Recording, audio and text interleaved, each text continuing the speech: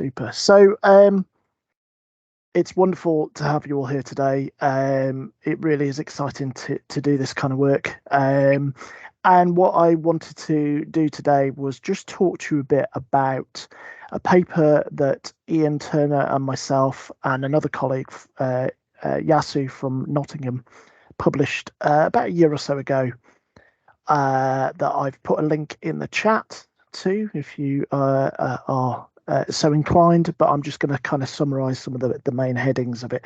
And this paper kind of stemmed from particularly Ian and I, our interest in the use of role-play games and its relationship to mental health. From our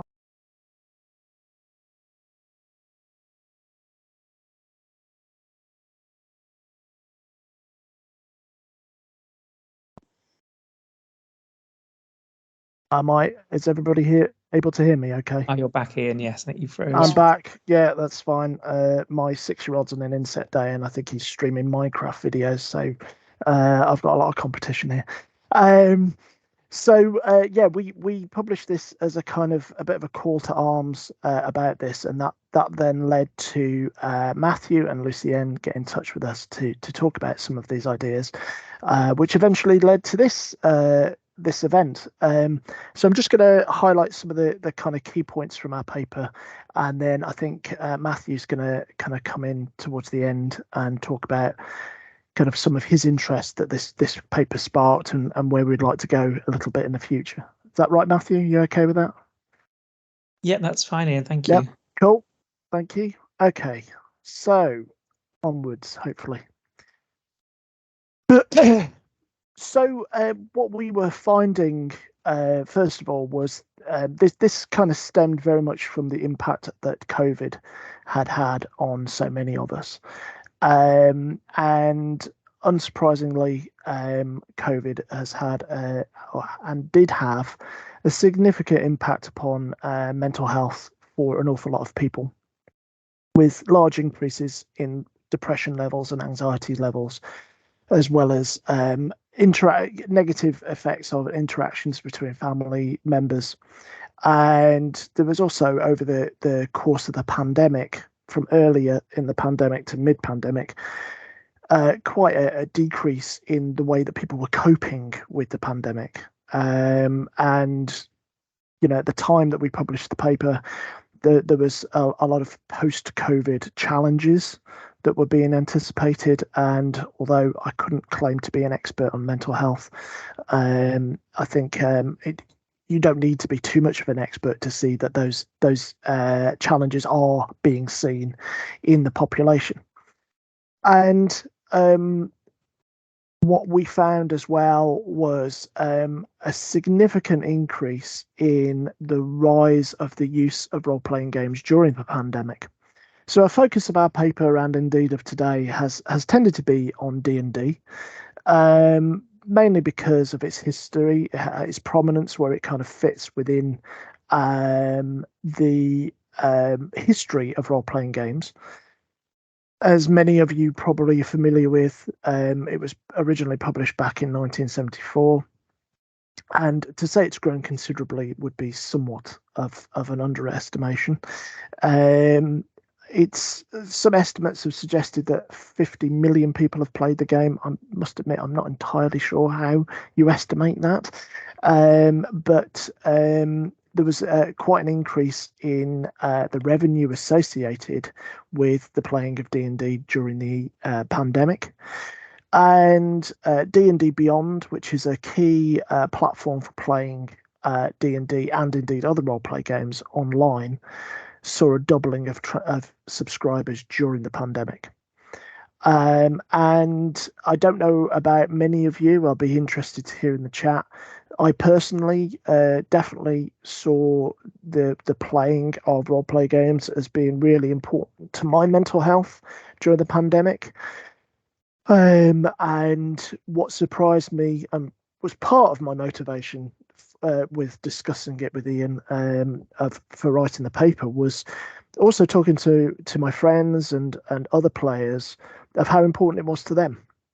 and the kind of conversations and the support that it would have around a sense of isolation, etc.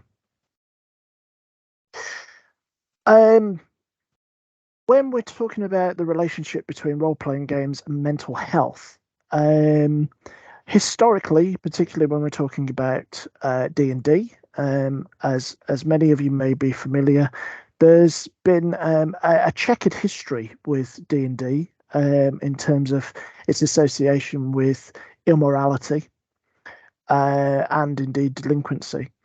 And although that hasn't really been supported by any research, occasionally that persists, although, and I'm not a cultural researcher, I'm a psychologist, I think that has been broken down quite considerably in recent years by quite favourable portrayals of things like D&D in the media.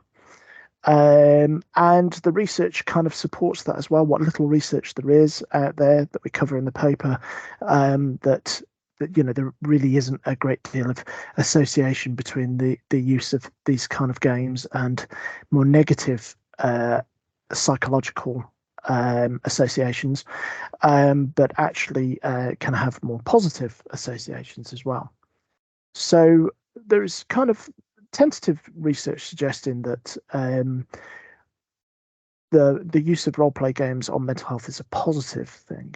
And what we wanted to focus on in the paper, because we are aware that role-play can be a clinical term and is used clinically, we want to look at how role-play games could be used in a non-clinical setting specifically.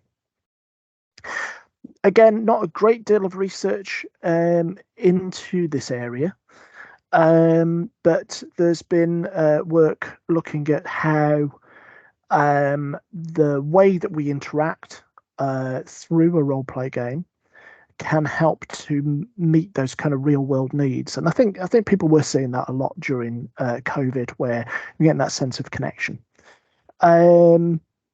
Also, some of the studies have kind of overlapped with more clinical aspects, so it's a little bit hard to always disentangle it. But again, there is research indicating that it can help with a sense of belonging, improving social skills, able to build relationships, reduce social anxiety, even navigating past trauma as well, within a supportive, friendly situation, although obviously there can be toxicity in these environments as well, and can also help people to increase their empathy and ability to understand people from a different perspective. There's also been, particularly from COVID, there was quite a few anecdotal reports looking at how again, it can help to address social anxiety, support the mental health needs of both children and adults, and also help autistic individuals be able to interact with others, possibly due to the structured nature of the type of interactions that could be portrayed within this. So we suggested a few potential outcomes for where we could go, from looking at pandemic-specific experiences, personality characteristics, which a more recent paper by Lorenz and colleagues has started to look at, but there's a lot of potential work there. Looking at how neurodiversity could be facilitated and helped within the use of these kind of games. Also, how these games can help people to explore different aspects of their own identity in different ways within a supportive and positive framework. How RPGs could be used as interventions to support and improve mental health, but not within a clinical framework, but within a broader framework. And then the kind of more pedagogic approaches as well. We've just heard from one approach to that. I think from my own perspective, a lot of this, I'm fascinated by the kind of meta conversations that happen. I was really surprised during the pandemic where certain players who were not typically people that would share or talk about their feelings very easily, particularly younger males, would find that those conversations that you have around the game, so before you start, maybe after you've played, they'd start talking about how they're feeling, and that really fascinates me of how the kind of meta element that you have. I'm also quite fascinated about introducing children into this as well. I've been recently playing a very cut down version with my 6-year-old, and he's loved it in terms of educational development and imagination and all those kind of things. So that's just coming from my perspective. I'd like to hand over to Matthew now, who might be happy to talk about how this paper then prompted conversations between us. Thank you, Ian. That was really great, and really good to see some people attend today. It's wonderful to see, and thank you to Ian Turner for setting all this up. So I guess I came into contact with our colleagues and friends at Derby just through having those PubMed emails saying about recent publications in various areas of mental health. So I'm a psychiatrist and researcher by background, and Ian's excellent paper popped up there. So we began conversing on the back of that. So I sort of do analog tabletop gaming, but also work in mental health as a practitioner and as a researcher. And I suppose what Ian's work signified, I guess, was a sort of substantial academic contribution, but also an awareness of some of the things I've been having conversations around with some of my colleagues colleagues and friends who similarly had said that being able to game in the pandemic was one of the things that kept them going and kept their mental health good when they were either isolated with their family or just in by themselves. So I thought there was some depth into thinking about this a bit more in detail. Where my kind of professional and personal life have come into contact more is around thinking about conventions and organising gaming events. And because people know I'm a clinician, quite often people ask me about how they should do those things better. As Ian said, they can be spaces that can be difficult to navigate. You have a real sort of physically spaced gaming convention. So one of the things I've thought about in the past is around how safety tools are used in gaming, around triggers, and in particular, as Ian said, relationship between fictional events and real life traumatic experiences for some people, and also how one can think about structuring games to make them more inclusive for those from a neurodiverse population. So both very practically in terms of thinking about length of session, foregrounding expectations and maybe what's going to happen next, but also very kind of simple things about character sheets that are more appropriate for those with some sensory differences, as well as things like breakout quiet rooms. I think it became more of a feature at academic conferences, but again, one sometimes sees that sort of gaming conferences.